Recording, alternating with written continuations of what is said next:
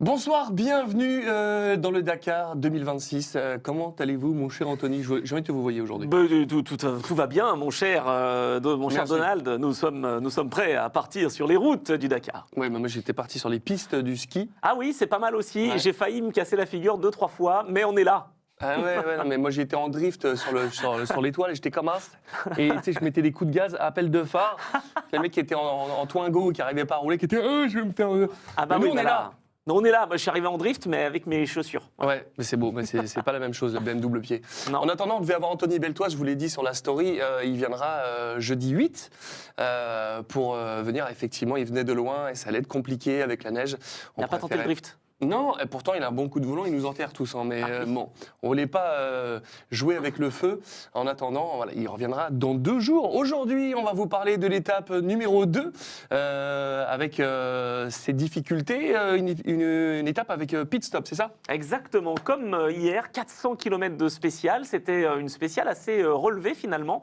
Pas trop de navigation. Demain, la navigation, et non pas demain les dunes. Mais il y a eu des rythmes un petit peu différents sur les 200 premiers kilomètres, donc la moitié de la spéciale. Piste rapide, des chemins un peu sinueux, des cailloux dans les canyons, donc il fallait faire attention pour les concurrents. Et puis ensuite, une fois qu'on a franchi les montagnes du Hedjaz, eh bien on pouvait avoir des pistes un petit peu plus roulantes. Après donc, l'arrêt au stand, le pit stop donc qui était entre le 142e et le 144e kilomètre. Ouais, c'était pas mal en tout cas. Ça allait être une bonne recette pour une bonne étape. Il y a eu des surprises? Alors, t'allais dire quelque chose? Oui, j'allais dire que les motards n'ont pas emprunté les mêmes routes jusqu'à la fin de la spéciale que les autos. Donc ça changeait un petit peu justement la donne pour les pilotes de voitures donc, qui ne pouvaient pas s'adapter vraiment à ce que nos amis sur 2 roues avaient tracé comme chemin. Ouais, Voilà. et je crois qu'on avait des images d'ailleurs de ça, de toute cette arrivée. Je sais pas, j'espère. Ouais,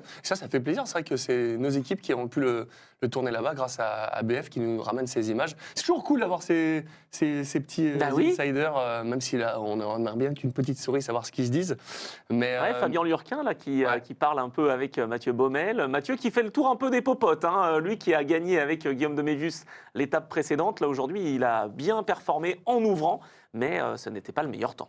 Non, c'est sûr, avec la Ford là, qui a bien marché. On va passer tout de suite dans le dur du sujet avec l'image du jour. Ah oui. Parce que là, je vois en dessous, j'ai marqué image du jour, mais moi j'avais ambassadeur. Voilà, c'est juste pour embêter notre Pat Le Guen national. On avait des images qui étaient un peu surprenantes, qu'on avait déjà vues l'année dernière. Oui. On sait que le Dakar fait très attention à l'écologie et de laisser le moins d'empreintes possible après son passage. Et on a la concurrente qui n'est autre que Dania Aki, la numéro 301, qui a laissé une roue après une crevaison, j'imagine. Elle n'a pas voulu le faire. Et qui l'a laissé et qui dit merde, la roue. Et elle est revenue la chercher. Ah oui, mais alors, il y a eu quand même un gros problème. C'est-à-dire que la roue se détache, on la voit bien à l'arrière gauche du buggy Challenger. Du coup, la porte s'ouvre, elle s'en rend compte tout de suite, demi-tour, marche, et elle va aller la récupérer. Sauf que le problème, c'est qu'elle va perdre du temps déjà, et que sa portière, en s'arrêtant comme ça, là, ici, va se coincer, et elle va devoir faire toute la fin d'étape en tenant la porte. Elle a de gros bras, Dania Akil, mais ça a été un peu compliqué. On sait que l'année dernière, il y avait eu des pénalités d'ailleurs. Hein. Il y a des grosses pénalités, 10 minutes, je crois, quand on laisse une roue sur le parcours. Donc, il vaut mieux la récupérer, cette roue. Mais c'est énorme, parce que du coup, moi, je pensais que c'était comme l'année dernière, où ils avaient changé sa roue, ils l'avaient oublié, mais en fait, pas du tout. Ah non, il l'a non. perdu. Bien sûr, C'est comme énorme. l'année dernière. Ouais. L'année dernière, c'était pareil, c'était une Ah, attache. c'est un changement. Moi, en tout cas, c'était une ouais attache avec. C'était qui? C'était une Dacia, je crois, Oui, je sais c'est plus. ça, c'était Ouais. sorti. Mais là, c'est sorti. Ah, Et non, ben mais pareil. attends. Et ben là, c'est pareil. Elle sort de son emplacement qui est à l'arrière gauche du buggy. Ah, je crois que c'était sorti là carrément là. Ils avaient sorti la visserie. Ah, elle était partie. non. Ouais, ok. Ah non, non, non. Ouais, là- là, c'était la différence. Un peu compliqué. Ouais. Mais en tout cas, elle a fait le bon geste et elle est revenue sur ses pas. Mais bon, il a fallu tenir la porte pendant je ne sais plus combien de kilomètres. C'est musclé. Ouais, ça doit pas être facile, hein, forcément. Dans ces cas-là, c'est moins évident. Tu roules comme ça, c'est un peu difficile. C'est pas le coude à la portière, c'est le bras dans la portière. Sur ces infos du jour, on a aussi des nouvelles motos avec déjà Bradley Cox qui est le seul pilote qui reste chez Sherco déjà. Eh ouais. Il y a eu autant d'abandons.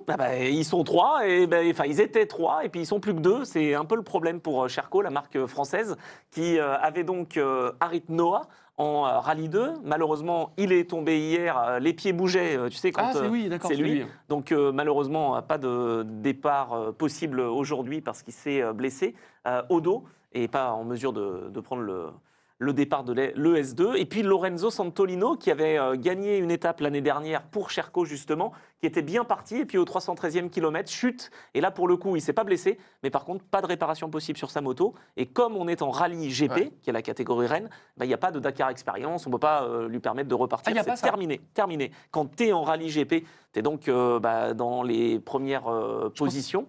Ok, mais je pensais que censé être un pro, et donc un pro, voilà.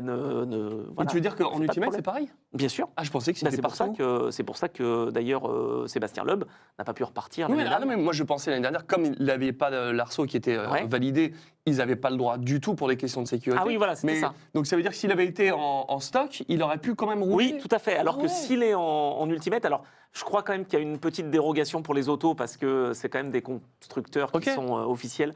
Donc on a peut-être une petite tolérance. Chez les motards, ce n'est pas le cas. Il n'a pas pu réparer. Il va rester donc là. Et on va compter sur Bradley Cox, donc seul rescapé chez Sherco.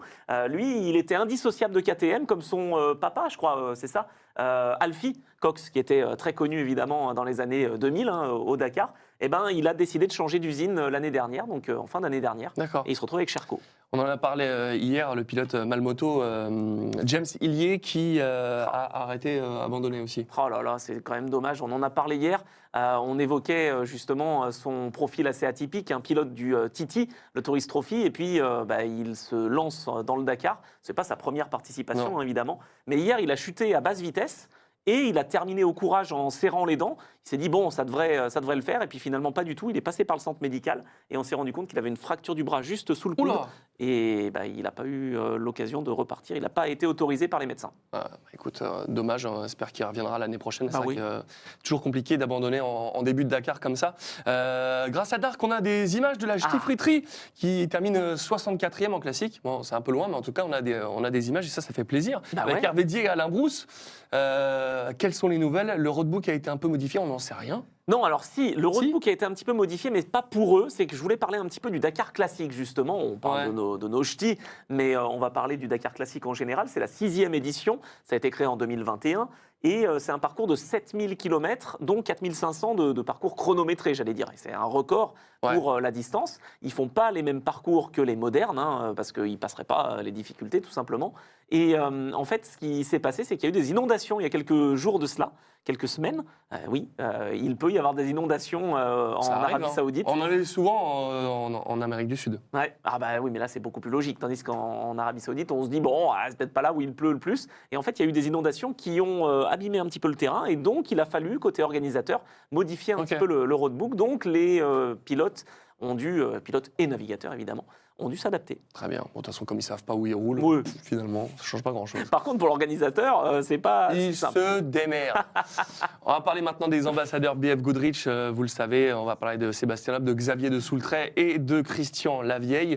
On va parler tout de suite en Ultimate de Sébastien Loeb. Bien sûr. Qu'est-ce que ça donnait? 7e, je crois? Ouais, 7e du jour. Il est pas mal, voilà. Il n'a pas pris de risque, c'est ce qu'il a déclaré. Justement, on aura peut-être un petit mot de sa part, je ne sais pas. En tout cas, il n'a pas pris tous les risques nécessaires pour aller jouer devant, parce qu'il y avait des pierres assez coupantes. Il n'a pas voulu justement prendre de risques. Et comme il était placé, on va dire, dans les échappements de ses petits camarades, devant Moraes, un petit peu en embuscade, voilà, il attend demain. Il sait que demain, ça sera une spéciale qui va être assez difficile. Donc, il a préféré jouer la prudence. Et il a dit, mais moi, j'ai pas eu de crevaison. Donc, je vous embête tous. Ça fait combien? On va en parler après, mais au général, là, il reste dans le top 5, ça va. Ah oui, c'est bien. Ouais, non, il a moins de 5 minutes, de toute façon. Il est, on le dira tout à l'heure. Restez avec nous. Il est dans le top 5. Voilà. Exactement. Et l'interview, alors? Je ne sais pas s'il y a eu beaucoup de crevaisons pour tout le monde, mais moi, j'ai pas crevé. On a vraiment roulé cool dans les cailloux. Je me suis dit, bon, je mets un rythme de grand-mère et on essaye de franchir parce que je n'avais pas envie de rester tanké avec 3 crevaisons au milieu de la spéciale, et sachant que la route est encore longue après. Donc voilà, j'ai fait ça s'est bien passé, on n'a pas crevé. On n'a pas fait de grosses erreurs. Petite erreur de nab à un moment, on a cherché un point, mais on ne perd pas trop et finalement c'est pas mal. Bah oui, c'est pas mal. Il a bien eu raison de la jouer Oui, stratégique parce comme qu'il ça. a parlé 3 crevaisons. Mais ils ont 2 roues de secours, les pilotes. Donc, s'il y en a une troisième, ils font appel à leur camion d'assistance ou à Cristina Gutiérrez, au hasard.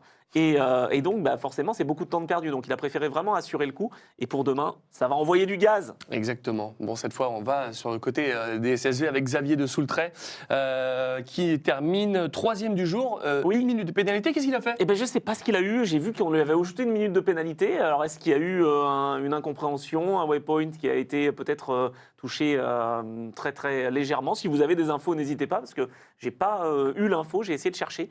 Je me demande pourquoi il a 1 minute de pénalité, notre Xavier National. Mais bon, il reste en tout cas leader du classement SSV. Ouais, donc, c'est ça. c'est le principal. Évidemment. Parce que 3e position et qui reste numéro 1.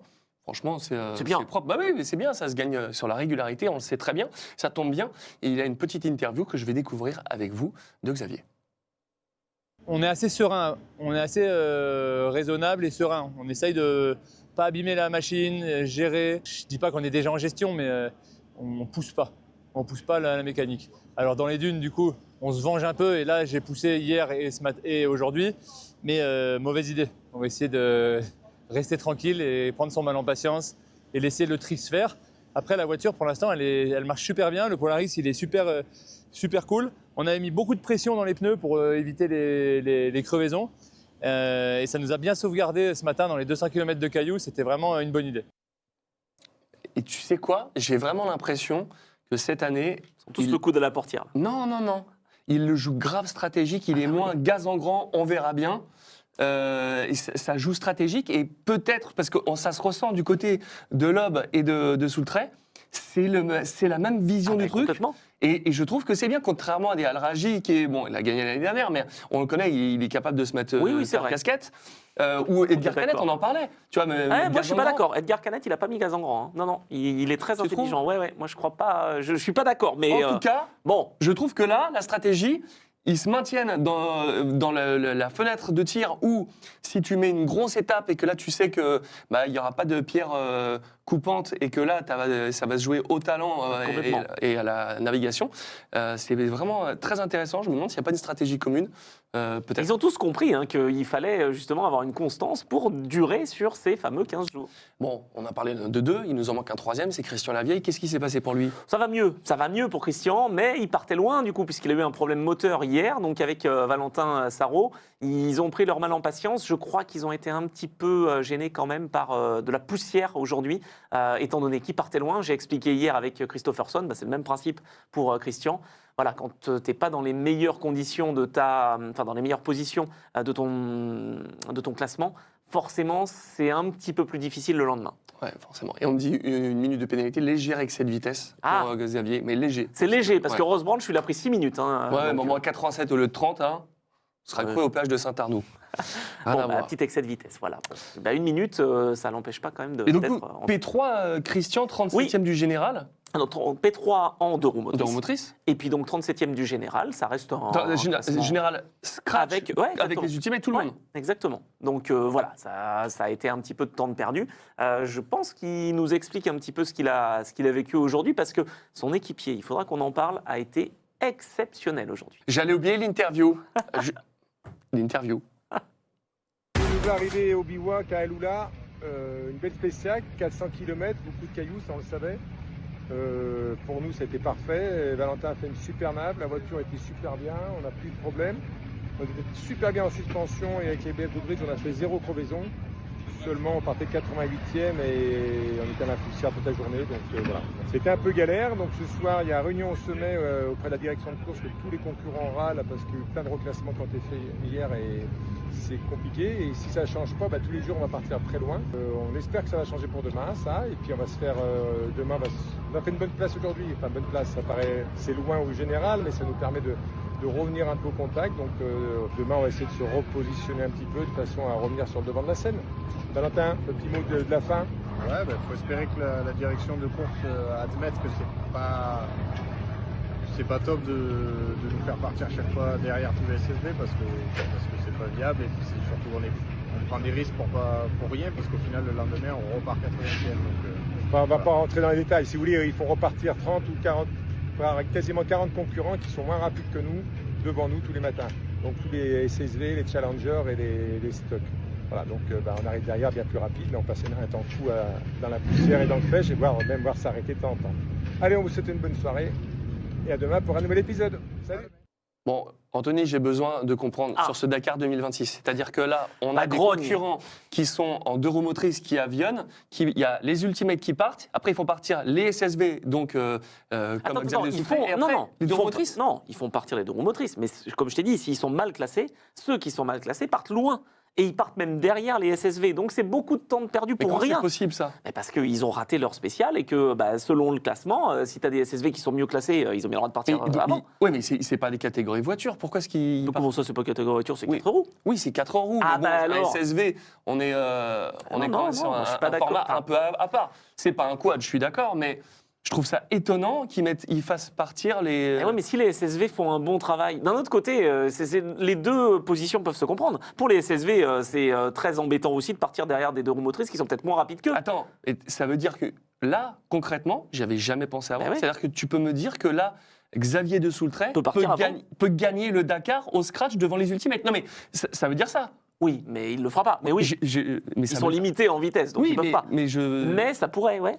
S'il y a une hécatombe et qu'il n'y a plus aucune voiture de Ultimate, admettons, peut-être elle a le code, mais Mais ça veut dire quoi? Qu'est-ce qu'ils peuvent faire à la direction? Parce que si c'est ça, si c'est le même scratch, finalement, il y a rien à faire. si, essayer de faire comme en endurance, de reclasser quand même les voitures selon les catégories, ça c'est possible de C'est le ce faire. que j'allais dire, tu vois, c'est Après ça. coup. C'est de, Oui, mais- de reclasser pour les lors du départ, ça change rien. Enfin, si non. Christian il s'est raté sur une étape parce qu'il y a un problème Je mécanique suis d'accord. et qu'il part loin et qu'après il va avionner, que les SSV ils vont le bouchonner, c'est quand même dommage. Ouais, mais chacun fait sa course. C'est un peu comme en GT ou en proto. Qu'est-ce qu'on dit quand une LMP2 en endurance se rate en qualification? À l'époque, il partait dernier de dernier tout court de la course. Donc il fallait passer les GT, les LMP3 et ensuite arriver sur les LMP2. La catégorie ensuite a changé et le règlement a changé. Mais ça faisait partie du règlement. Donc là, peut-être qu'il y aura un petit changement. Mais... Je trouverais ça normal. mais quand on se rate en même temps. Donc est-ce que finalement, celui qui est premier de sa catégorie et qui ne fait pas d'erreur ne va pas être un petit peu ennuyé de se dire que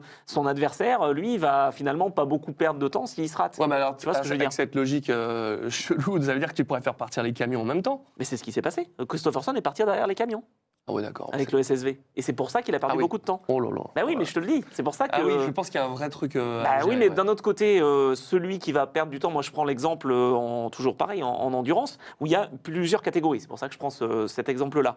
En fait, quelqu'un qui se ratait en qualification, au lieu de partir 13e, partait 47e. Mm. Là, c'était une vraie sanction. Oui. Sinon, s'il se rate, tu pars 13. Bon, en 3 tours, tu es 6, 8. Et donc, il n'y a pas vraiment de prime à l'erreur. Tout le monde peut se rater. Donc, voilà, je lance le débat. Dites-nous Voilà. ce que vous en pensez sur le chat. Dites. Moi, il y a Kelf est d'accord avec Anthony. Il n'y a Bah, personne qui dit qu'il est d'accord avec moi, je suis pas content. Non, c'est pas ça. C'est que je peux être d'accord effectivement avec Christian qui lui voit bien son intérêt de partir avant les SSV. Je comprends. Mais d'un autre côté, si les SSV ont fait le boulot, c'est sympa aussi pour eux de partir plus tôt. Et donc, il y a moins de risques d'arriver à la bourre et d'arriver dans la nuit. Et tu vois ce que je veux dire? C'est tout, en fait, si tu veux, est lié. Si tu fais partir les SSV qui, elles, sont meilleures dans leur catégorie plus tard, il y a un risque pour elles de se faire un peu piéger, d'avoir une piste un peu plus défoncée. Enfin, tout est lié. Donc, je vois les 2 positions. Ouais, il y a que des mauvais choix à faire. Oui, c'est ça. Tu feras jamais l'unanimité. Non, c'est sûr. C'est ce que j'allais vous dire avant de parler de Christian Lavieille, mais on a du coup une perf incroyable de Simon Witz qui a fini premier et qui est du coup 6e du général. Incroyable. Qu'est-ce qui s'est passé? Ah, mais il est incroyable. Simon Witz, c'est l'équipier de Christian Lavieille. Donc chez MD Sport, il est avec son buggy Optimus et il est en 2 roues motrices. Et il a réussi à être le meilleur des 2 roues motrices. Ça, c'est pas une nouveauté. Par contre, il a réussi à être dans le top 6. Ça, c'est fou. Il est 6e du général. C'est son meilleur classement dans une étape de son histoire à Simon. Et il a toujours voulu être dans le top 10. Donc peut-être que cette année, ça peut être une possibilité. Top 10 du général, c'est costaud. très Sur costaud, 15 ouais. jours, c'est pas facile. Mais il le montre, il a le rythme. Et lui a pris les risques, tandis que peut-être que ses adversaires de l'Ultimate n'ont pas forcément On ne sait pris tous les risques. Voilà. Et avant de partir en Ultimate, les Malmoto avec Florian Bancillon qui a fait P7 du jour à 45 minutes au général ou 45 minutes de l'étape? dans les 45 minutes de l'étape. Ouais. Ah, dur. Bon, il a perdu un petit peu de temps. Il fait partie des rookies de la Ouais. catégorie. Donc voilà, ça reste dans son rythme hein, depuis le début du Dakar, là, depuis les 3 premières journées, j'allais dire, prologue ES1, ES2. Il est globalement 6 ou 7. Ok, bon, on en parlera des autres Malmoto tout à l'heure. On va partir maintenant du coup sur le gros de l'émission, évidemment, c'est l'Ultimate. C'est parti. Alors, qui a envoyé du gaz? Alors, qui a envoyé du gaz? Eh bien, les pilotes Toyota. Ah bon? C'est historique. Historique, pourquoi? Parce qu'il y a 5 pilotes Toyota. En Prius? Non, mais ils ne sont pas en Prius. ils sont encore en Hilux. C'était pas loin. 5 pilotes Toyota au classement général 1, 2 et 3. Donc, ils ont réussi à battre les Mini qu'on voit ici à l'image. De mes vues? Parce que Demi-Vus, en fait, ouvrait le bal. Et donc, il a dû justement avoir un petit peu plus de navigation. Ce n'était pas forcément facile. Les Toyota, ils ont mis gaz. Et c'est la 3e fois de l'histoire seulement dans le 21e siècle qu'on a un quintuplé d'un constructeur. Ah, ça qu'un triplé, on a dû l'avoir, mais ça quintuplé, ouais. Ah, sont Quintuplé. belles les images là. Donc 2007, c'était Volkswagen qui avait réussi à faire le quintuplé. Et en 2000, on avait Mitsubishi qui avait réussi à faire également. Donc on va essayer d'avoir des images de Toyota quand même pour avoir un peu plus d'illustration de ce qu'on dit avec cette Quintero qui fait le meilleur chrono avec son Toyota. Donc c'est vraiment un super pilote qui vient du Challenger T3 et qui, depuis maintenant 2 ans ou 3 ans, est en grande catégorie. Donc il a fait le meilleur chrono. Il est satisfait, c'est normal. Ah oui. Et il devance Henk Lategan, il devance Al Rajji, Toby Price et Joao Ferreira qui est passé de Mini à Toyota cette année. Très très bonne performance de Quintero et c'est pour ça qu'on l'a en interview. Yeah, it was a really good day today. It was a teammate battle to say the least, which is always a lot of fun. And if you're going 1, 2, and 3 with your teammates, then you're doing something right. I think that just kind of proves the whole Toyota Guys racing team and what we're capable of and how well Overdrive did with this car. And yeah, just really proud of the team. We've had virtually no testing, and it's coming out here swinging. So happy days. Il est jeune mais il est tellement talentueux. Ah oui, il est très heureux en tout cas et il a réussi à mettre gaz et à prendre du temps aussi pour le général. Donc voilà, il ne faudra pas les oublier quand même, hein, ces pilotes Toyota. On sait qu'Al Rajji avait pris 16 minutes de pénalité hier. Donc il va falloir voir ce qu'il est capable de faire, hein, le vainqueur de l'an passé, face notamment aux Dacia, parce que les Dacia, ils sont quand même dans le coup. On a Sébastien Loeb qui fait 7, on a son adversaire et équipier, on ne sait pas trop comment le dire, mais Nasser Al-Attiyah qui fait 8. Donc, ils sont dans le coup, mais derrière Simon Witz en 2 roues motrices et derrière les Toyota. Et Giniel de Villiers, il y est encore cette année? Non, il n'est pas là. Arrête. Ouais, donc c'était un peu surprenant et triste, mais Il n'a l'année jamais dernière, pas été là? je crois. Bah oui. En tout cas, depuis très longtemps. Depuis très longtemps, depuis que je regarde le Dakar, j'ai toujours vu Giniel de Villiers. Bah ouais, et Toujours l'année bien. dernière, il avait été contraint à l'abandon et c'était son premier abandon. Parce que lui, il était chez Toy, c'est pour ça que j'allais te demander s'il faisait Ouais. partie du quintuplé, mais non. En tout cas, non, c'est pas lui qui fait partie du quintuplé, c'est Joao Ferreira donc, qui est 5e de cette étape et qui a réussi donc à se placer aux avant-postes. Exactement. On en a parlé tout à l'heure de Sébastien Loeb, Bien sûr. mais là, je Ouais, pense ils sont que... 7 et 8 là, Ouais. les deux. Et puis donc 12e place pour Grégoire Demi-Vus avec Mathieu Ah. Baumel. En ayant ouvert, là, du coup, Ouais, ça- donc c'est pas mal. parce que là, du P1 à P12, là, sur le général, on verra ça tout à l'heure, tu l'as les... Ah non, attends, il n'est pas 12e au général, il est 12e de Oui, la je sais. spéciale. Mais du coup, ça donnait quoi Il est 3e au Ah ouais, général. d'accord, c'est propre. On regarde, du coup, l'interview de Demi-Vus et de Mathieu Baumel. Ça fait quand même 1 année sans avoir fait cet exercice-là, donc c'est sûr qu'il y a quand même un peu de stress avant le départ, mais bon, on va prendre cette spéciale comme celle d'hier, enfin, on va faire attention en tout cas, on va essayer de ne pas crever, et même si on est un peu en dessous en rythme, si on ne se trompe pas, ça devrait quand même faire une bonne journée. Donc, pas forcément la stratégie, mais c'était pas... En tant qu'ouvreur, c'est pas facile. Hein. Ah ouais. Franchement, eux, ils n'ont pas spécialement voulu soit Non. en laisser, soit être prudents. C'était juste que pour ouvrir, ça demande quand même un exercice intellectuel différent. Et pour Mathieu, comme il l'a dit, ça faisait un moment qu'il ne l'avait pas fait. Et puis pour Guillaume Demi-Vus, il l'a dit aussi, d'être vraiment vigilant aux différentes pierres qui sont là, aux différents pièges. En fait, ça demande beaucoup de réflexion, beaucoup d'efforts et ça fatigue, tout simplement. Ouais, je comprends. En tout cas, Ekstrom est juste derrière. Ouais, alors, journée 13e. un peu compliquée, ouais. Journée un peu compliquée Ford. pour les Ford, avec Ekstrom qui est 13e, 16e place pour Carlos Sainz. Ils sont peut-être en gestion eux aussi, hein, finalement, pour éviter les soucis, pour peut-être préparer aussi l'étape de demain qui va être difficile. Il y a une étape marathon qui va arriver, on a le marathon refuge. Enfin, Ouais. ça va être quand même des journées qui vont être assez importantes là, qui arrivent. Donc ça Elles sont promet. Elles sont bien les Ford, mais ça n'a pas l'air très. C'est un peu en dents de scie, quoi. Ouais, c'est vrai. Maintenant, je pense qu'il y a beaucoup de stratégies. Je crois vraiment au Ford cette année. Il faudra voir. Hein. Peut-être que je me trompe, mais, Non, mais ouais, je pense que les Ford seront quand même dans le match, même si là, elles n'ont pas vraiment montré toute l'étendue, j'allais dire, du potentiel du Raptor. Regardons ce classement général avec, après cette deuxième étape, c'est Nasser Al-Attiyah, du coup, qui part à la première place. Oui, mais alors là, tu nous dis ça comme ça. Bah oui. Nasser Al-Attiyah est premier. C'est vrai qu'on est habitué. C'est la première fois qu'une Dacia mène le Dakar. Ah bon? Eh oui, l'année dernière, il avait été deuxième, Nasser Ah oui, il y a des Al-Attiyah. victoires d'étape, mais il n'y a pas eu de. Et il n'y a pas eu de Dacia en tête. Et ben, c'est une première, donc, depuis les débuts de Dacia l'année dernière. Et puis, c'est une première pour Nasser Al-Attiyah depuis 2023.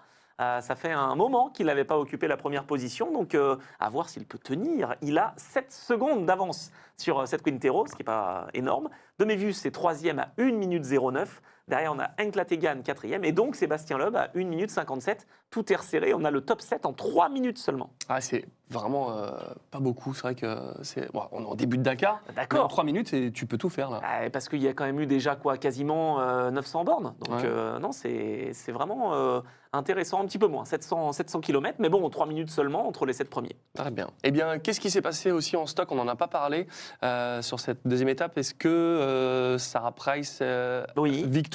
Eh oui, Sarah Price, victoire, tout simplement, avec son Defender. Hier, en fait, on a compris ce qui s'était passé. Elle avait eu un impact avec un rocher, Ouais. ce qui a endommagé finalement tout son train arrière, toute la partie arrière. Donc, elle a dû faire un peu de mécanique. Aujourd'hui, le Defender a résisté. Elle n'a pas pris tous les risques, mais enfin, elle a quand même envoyé du bois. Elle a été en mesure de devancer Stéphane Peterencel et donc son équipier Rokas Baciuska. 1 minute 22 d'écart seulement entre Price et Baciuska. Et oui, et Peter, une 26, c'est pas loin. Ouais, ça a été longtemps un coude à coude. Et puis finalement, Stéphane Peterencel a perdu un petit peu de temps en fin de spécial. Donc on va voir ce que ça va donner en stock. Ils sont, ces Defenders, face au Toyota de chez Toyota Autobody, avec Akiya Mura et Ronald Basso. Donc voilà, c'est un duel au sommet entre les deux marques. Et Ronald Basso, ça me parle. Ouais, mais il est là depuis un petit moment. Donc Ah oui, c'est pour peut-être ça. que justement, c'était un pilote que tu suivais. C'est possible. Du coup, en tout cas, Baciuska toujours premier au général devant Mura et Basso à 12 minutes. On passe maintenant du côté des SSV pour voir ce qui s'est passé, même si on le sait, pour Xavier Dussoutret, ça fait plaisir. Let's go. Gros duel entre Polaris et Can-Am. Ah oui, ça, de toute façon, c'est une certitude. Ouais. Il va y avoir un constructeur américain qui devrait s'imposer en SSV. Est-ce que c'est le nouveau Polaris? Est-ce que ce seront les 9 Can-Am qui vont pouvoir prendre l'avantage? Pour l'instant, c'est plutôt parti dans la faveur de Polaris, puisqu'il y a eu un triplé pour l'équipe Loeb Fremedia. Ouais. Donc c'est très très très solide. En termes d'étapes triplées avec la victoire de Gonzalo Guerrero, qui pour sa deuxième participation déjà se met en valeur et en avant. Et puis juste derrière lui, on a Florent Vessade et Nicolas Ray qui ont réussi à se hisser en deuxième position. Donc solide, vraiment, les Polaris, ce sont des machines qui sont très solides et qui sont, a priori, comme le disait Xavier, extrêmement efficaces. Ah ouais, c'est vrai que c'est une usine de gaz. Je ne pensais pas, avant de monter dedans, à côté de Xavier, que ça ouattait comme ça. Je m'en doutais, mais il faut... En fait, quand on les voit comme ça, tu te dis, ouais, ça roule vite, mais quand t'es dedans...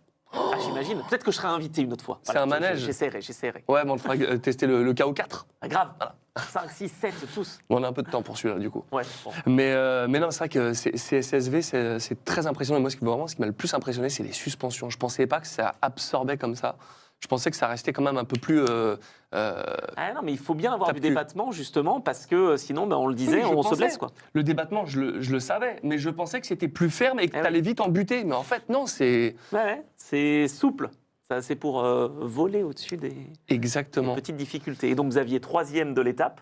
Très, très solide, donc on le disait, avec une petite minute de pénalité. Mais il reste extrêmement bien positionné pour ce Dakar 2026. On y croit, Xavier, on y croit. Et derrière, attention, parce que Chaleco Lopez n'est pas loin. On sait que c'est un ex-motard, il sait naviguer. Donc, ils sont là quand même, hein, les Can-Am face à eux. Donc, il ne faudra pas trop trembler. Et Brock Hager, lui, a perdu 5 minutes sur cette spéciale. Il est 5e. D'accord. Voilà. Est-ce qu'on a d'autres pilotes à évoquer? Alors oui, je voulais encore parler de Kyle Cheney avec Tu l'aimes bien, celui-là, hein? Oui, parce que c'est un rookie, c'est un Américain, et je pense qu'il peut faire quand même de belles choses. Pour l'instant, il reste encore un petit peu loin, il a perdu 8 minutes dans cette spéciale, mais on sait qu'il peut peut-être créer la surprise, donc on ne sait jamais. C'est le 2e pilote Can-Am quand même, donc même si à côté, face à lui, tu as des pilotes expérimentés, il arrive quand même à se mettre au niveau, donc ça c'est plutôt pas mal. Et puis je voulais parler d'un Français. Ah, Voilà. lequel? Benoît Lepiètre, Ok. qui a réussi pour cette spéciale à être 8e. En fait, il a réalisé son rêve, lui, en 2021, de participer au Dakar, et maintenant, c'est que du bonus. Et il montre qu'il sait faire de belles choses. Donc voilà, je voulais l'encourager. Eh ben, c'est très bien, c'est chose faite. On en a parlé tous les jours de Christopherson, Oui, mais pas génial, parce Ouais. que je pense qu'il ne prend pas tous les risques nécessaires. Et puis, il découvre le Dakar, quoi. Je veux dire, on a beau être très bon en rallycross, en rallye raid, c'est pas la même chose. Donc il apprend, il a appris dans le dur, avec des tonneaux dès le prologue dans l'herbe à chameau. Je pense que maintenant il a compris qu'il fallait un peu lever le pied. C'est un pilote qui aime bien faire le spectacle et qui aime bien mettre ouais. gaz. Mais là, je crois qu'il apprend tout simplement. Il est 12e de la spéciale, il perd un petit peu de temps, mais il reste encore en course. et ils s'en sont remis, Olivier Pernot et Benjamin Rivière? Eh ben, j'ai aucune nouvelle, donc Bon. je sais pas. Alors peut-être que dans l'intervalle depuis qu'on a lancé l'émission, ils sont enfin arrivés, mais le numéro 419, tu vois, je vais regarder tout de suite, Vas-y. parce qu'on est En direct. live. Du coup, on nous demande si tu es séduit par le CSV, prep alors pour le 2027. Non, Tanguy. Comment ça Non, Si, là, si. je... T'es pas prêt Franchement, ça pourrait me plaire, mais j'ai trop peur de me faire un tassement de vertèbres sur une Ah bah réception de voilà, saut, mais tu vois. si on prend pas des risques aussi. Bah oui, mais bon, autant faire les 24 sans problème, je signe demain. Ou alors les vertèbres, attention. Ah non, hein. franchement, mais demain, tu me proposes 24 ou Dakar, je pense que je pars en 24 direct. Ah ouais, Bah c'est comme oui. Romain Monti, toi, bon d'accord. Ouais, non, mais en fait, mais je suis passionné de Dakar, j'adorerais. Hein. Ouais, Demain, tu es passionné, on te propose, tu viens pas, super. Non, mais c'est par peur de me mettre une boîte et de Ouais, je m'en comprends. vouloir. Ouais. C'est juste ça. Bah, il y a beaucoup de pièges, mais enfin bon, en piste aussi, il y a des pièges, donc Je suis d'accord, je suis d'accord. attention. Non, attention. zéro info d'Olivier pour le moment, Vince nous le dit. Donc, Bah ouais, c'est bien ce qui m'inquiète. Ouais. C'est bien ce qui m'inquiète parce que ils ont perdu 3h40. aujourd'hui, Ouais. Ils ont perdu 3h40 aujourd'hui. Oh là là là là. donc là au général, ils sont combien, 38? Ils sont non, au général. Ah, ça, c'est ils sont l'étape. pire. Ouais, c'est pire. Aïe Ouais. aïe aïe aïe. Ils doivent être loin. Bon, on regardera ça. Bah on non, vous on va donnera- regarder tout de suite. On va regarder tout de suite. Non, mais Attends, on est je en voulais direct. pas te mettre dans la sauce. On n'est pas dans la sauce. Ouais, ils sont 37e à 6h28. Ah ouais. Bon. Non, là, ça va pas fort. On n'a pas eu de nouvelles, on n'a pas eu de vidéo, on n'a rien eu. Il y a dû avoir des galères. J'imagine. Voilà pour la partie SSV. On va partir maintenant du côté des deux roues et on va parler évidemment de Daniel Sanders. Évidemment, c'est parti. Alors, est-ce qu'il y a eu des bonifications sur cette Ah étape? oui, il y a eu des bonifications. Sur cette étape numéro 2, sur 400 km, on pouvait accumuler jusqu'à 6 minutes de bonus pour les ouvreurs. Suivez mon regard, on va parler d'Edgar Canet, qui était ouvreur pour la première fois de sa carrière, mine de rien. Et Il vient du Rallye 2, il passe en Rallye GP, il a mené pour 2 journées consécutives, et ça s'est pas mal passé, parce qu'il a perdu un tout petit peu de temps, évidemment. Il s'est fait rattraper assez rapidement par Daniel Sanders, mais comme il avait des bonifications, il a pu quand même limiter les dégâts. Il n'a pas pris beaucoup de risques, il a vraiment été très solide sur la navigation. Ils ont roulé de concert, tous les deux, avec Danny Sanders. ouais. Et du coup, puisque Danny Sanders a pris aussi des bonifications, au classement général, c'est finalement le pilote KTM qui devance son équipier espagnol. ouais, c'est ça en fait, c'est que là, ça valait le coup de rouler ensemble, quoi. En tout cas, plus pour le côté Canet, j'imagine. Oui, voilà, c'est ça, parce que Edgar Canet, je savais que j'allais le faire. Aaron Canet, c'est un pilote de Moto 2, donc Ah oui. c'est Edgar Canet qui, lui, plutôt pris justement de cette expérience avec son équipier sur ces routes du Dakar, mais c'est bien Chucky qui a frappé, et c'est sa 10e victoire d'étape. Il égale des légendes comme Giovanni Sala et Franco Picchio. C'est mine de rien finalement assez rare que des motards aient plus de 9 ou 10 victoires de spécial, Ouais. donc 22 dans l'histoire. Ah ouais, C'est seulement? pas énorme, hein. Donc voilà, il fait partie de... Il doit y avoir Peter, Marc Coma. Ouais, je pense que Fabrizio Meoni aussi. Ouais, il y en a beaucoup. Enfin, on pourrait faire la à liste, Juliette. ça serait long. En tout cas, c'est lui qui est abonné à la 3e place, c'est Brabec. Eh oui, avec encore 3e. Alors là, lui, il est incroyable, hein. Il perd 1 minute 46 sur sa Honda. mais Ricky Brabec, qui a déjà 2 victoires au Dakar au compteur, continue d'être en embuscade. C'est pas un Dakar qui commence idéalement, je vais dire, pour Honda, mais quand même, ils sont dans le match, ils sont là. Il y a Tosha Arena aussi qui est en embuscade, il est 4e.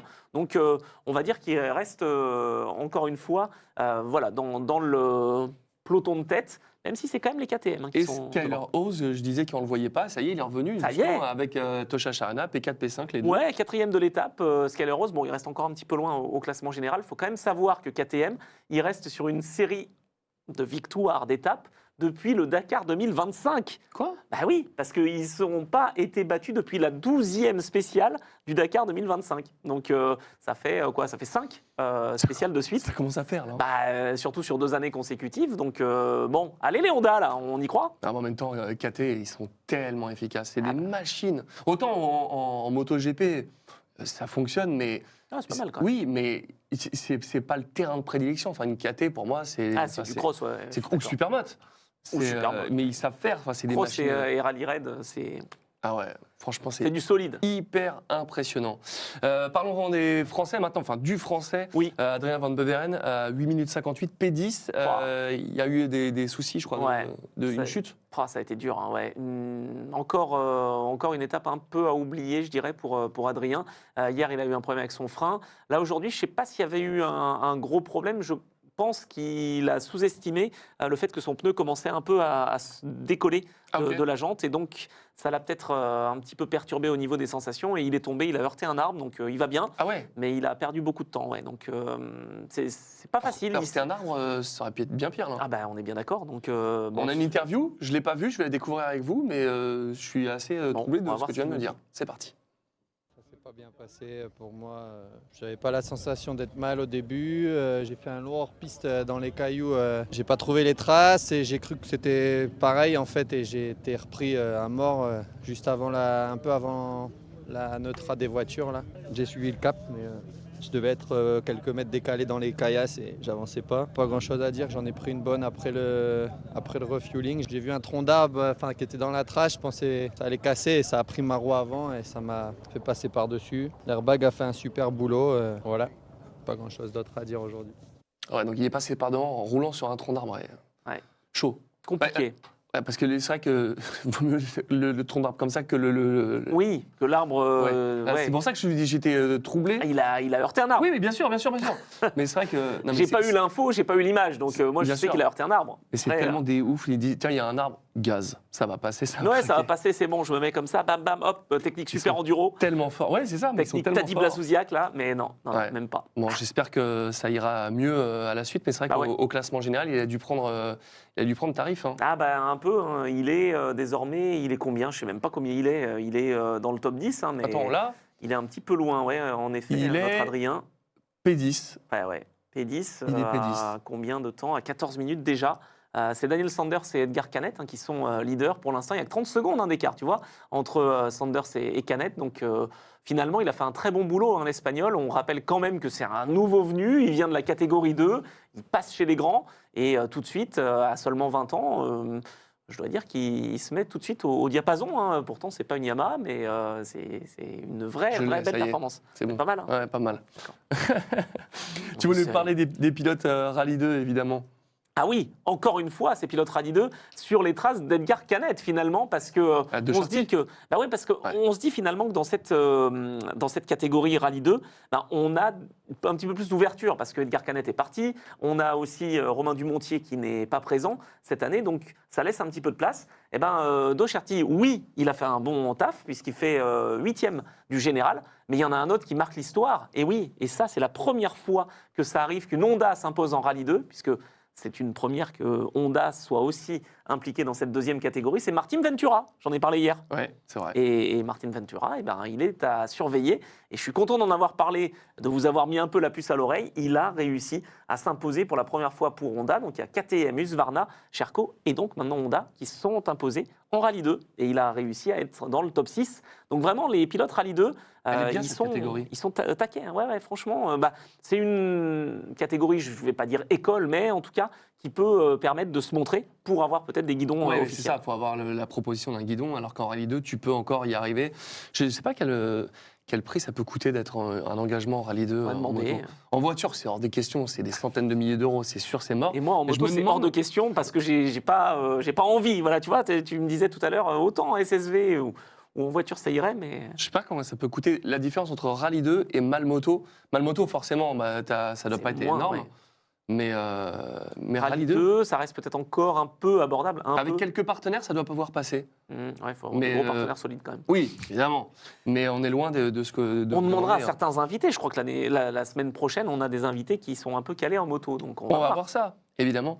On a parlé tout à l'heure, oui. Oui, De mais quoi non, mais parce qu'on est en Rallye 2, moi je voulais parler du français, Nils Terrik. Ah oui, mais je l'ai sauté là. Ah ben voilà, alors, il était à un moment 115e, parce que tu sais qu'il a eu des problèmes, il a poussé sa moto. Il y a Ah eu oui, dans la première étape. oui. Eh oui, il y a eu un petit souci donc pour lui sur la Covée. C'était un problème de capteur d'allumage. Voilà, donc ça peut arriver. Il a réussi à le réparer une fois, pas la deuxième, donc il a dû pousser. Et là, il finit 4e. C'est son meilleur résultat dans une spéciale. Donc il visait les coups d'éclat. Il va peut-être y arriver à nous faire ce top 3, Mais ça est-ce serait qu'il bien. est pas en Dakar Experience maintenant? Non, il a terminé, donc il a encore la possibilité, mais bon, il est loin. Hein. Parce que je l'avais vu en interview et il disait Ah, lui, il disait qu'il était en Dakar qu'il Experience. il voulait absolument pousser jusqu'à bout pour être en Dakar Experience. Alors peut-être qu'il a réussi à rester dans le classement. De Ah toute ouais, façon, je croyais. Bon, non, non, parce mais- qu'il il a ramené la moto à l'arrivée, donc Mais pour c'est moi, pour il ça n'a pas que je abandonné. comprenais pas. Il parlait de ça et je me dis mais attends, mais s'il pousse parce qu'en fait il est tombé en panne 3 bornes avant l'arrivée, Ouais. il a poussé. C'est ce qu'on avait vu les images. Ouais, tout à fait. Et, Il est tombé en panne 2 fois. En interview, je crois que c'était à l'équipe, il disait que, en gros, il voulait continuer pour pouvoir être en Dakar Experience et faire des coups d'éclat. Et donc j'étais très étonné de dire ça, sachant qu'il avait poussé jusqu'au bout. Parce Bah que ouais. pour moi, que tu arrives à 170 ou en poussant, si tu valides dans les chronos. Ouais, après, il faut réparer. Peut-être que c'est sur la réparation que ça a pêché, malheureusement. En tout cas, il est là et les coups d'éclat, il va les viser. Donc bravo, Nils. Et on continue à t'encourager parce que ça fait plaisir d'avoir des Français qui Exactement. sont bien placés. Et on va rester avec les Français, mais pas que. Sur la Malmoto, c'est toujours Emmanuel et le GNS qui est toujours P1. Eh oui. Dacia, équipe roumaine, enfin pas équipe, mais constructeur roumain en tête du Ultimate. Eh ben, on a un Roumain en tête des Malmoto. Et lui, il est pas facilement détrônable, hein, notre ami Ah, mais c'est Emmanuel. toujours pareil, c'est GNS, Melo en deuxième position, et après ça bouge la C'est troisième. incroyable. Il est à 23 minutes au général Benjamin Melot. Il a perdu 16 minutes là, sur cette spéciale. Donc ça commence à être un petit peu compliqué, même si on sait très bien hein, qu'en Malmoto. Ah, mais il peut se passer n'importe quoi. Ouais, exactement. Tu peux être se passer. P10, je pense que tu peux encore gagner à. Ouais. Bon, alors, il faut vraiment que les autres concurrents ont des problèmes parce que Oui. on sent bien quand même que les Malmoto, c'est pour ça que contrairement au Rallye 2, tu verras pas un pilote Malmoto ou vraiment très rarement ou sur une petite et spéciale les retrouver dans le top 10. C'est quasiment du jamais vu parce que ils font attention à leur machine, Ouais. ils ont que 6 pneus, Ils ont 6 pneus. Ouais, seulement. Donc, tu vois, ils ont l'anti-mousse pour permettre d'éviter les crevaisons, mais ça ne te permet pas d'aller aussi vite et prendre tous les risques par rapport à tes adversaires. Donc, c'est ce qui explique voilà, qu'ils sont un petit peu plus en retrait, mais c'est juste génial hein, ce qu'ils font. Ils sont tout seuls pour faire l'entretien de leur machine et pour naviguer, pour tout. Donc, vraiment, bravo à eux. Et donc Benjamin fait deuxième devant le Belge Jérôme Martini. Donc voilà, ça reste un triplé ou un trio en tout cas que l'on connaît. Très bien, merci pour toutes ces explications. On est déjà sur la fin de cette émission. Ah bah Qu'est-ce qui alors. nous attend demain sur cette troisième étape encore plus longue? Encore plus longue, effectivement, une troisième étape qui aura 422 km au programme, donc entre Alula et Alula. Une boucle qui paraît simple, qui ne l'est pas du tout, parce qu'il va y avoir un peu de navigation. C'est une carte postale géante, en fait, hein, on va dire, Ah bon? pour les passionnés d'Arabie Saoudite, par exemple, et de voyage. En fait, il y a des pistes sablonneuses. Il y a ensuite des passages un petit peu plus rocailleux, un petit peu comme aujourd'hui, en fait, au début de la spéciale et à la fin. Voilà, on est sur le franchissement, justement, de ces portions un petit peu canyon. Et il va y avoir de la nave, donc attention, les copilotes, en voiture en tout cas, vont pouvoir s'en donner à cœur joie. Ah bah, ça parce peut que ça donne. nous avoir quelques surprises. Tout le ça. monde en parle de cette vrai étape, cette étape numéro 3. Et attends, parce qu'il y a le marathon qui arrive en spécial 4. Donc, Oui, j'allais dire quand est-ce que c'est le marathon? C'est en 4? ouais, donc Ça va être costaud, ça va être bien. Ouais, ça va être très sympathique avant la journée de repos qui sera le 10. Oui, tout à fait. Mais on sera là, nous, tous les jours. Demain, on sera de nouveau là à 20h en direct sur Twitch. Et merci à ceux qui nous regardent en direct. Vous êtes nombreux, ça fait plaisir. Merci d'être là sur le chat. Et ceux qui nous regardent sur YouTube, lâchez un petit like. Ça fait toujours plaisir. Nous, on se retrouve du coup demain, 20h, sans invité. Et on aura après-demain, du coup, Anthony Beltoise qui sera avec nous. Reste à voir s'il sera 19 ou 20h, selon ce qu'il peut. Oui, aussi. On verra demain. On espère que les pistes enneigées de Paris le soient moins dans 2 jours. Oui, parce que le Dakar, il y avait des pistes enneigées quand c'était en Amérique du Sud, mais C'est là, vrai. un peu moins. Un peu plus compliqué. C'est un peu plus compliqué. Et puis pareil, quand c'était Dakar en Afrique, il n'y avait pas trop de neige. Ouais, c'est sûr. Merci en tout cas d'avoir été avec nous. C'était un grand plaisir. On se retrouve demain 20h pour la suite de ce RS Dakar. Salut Anthony. Ciao, ciao. À bientôt. Vive le Dakar.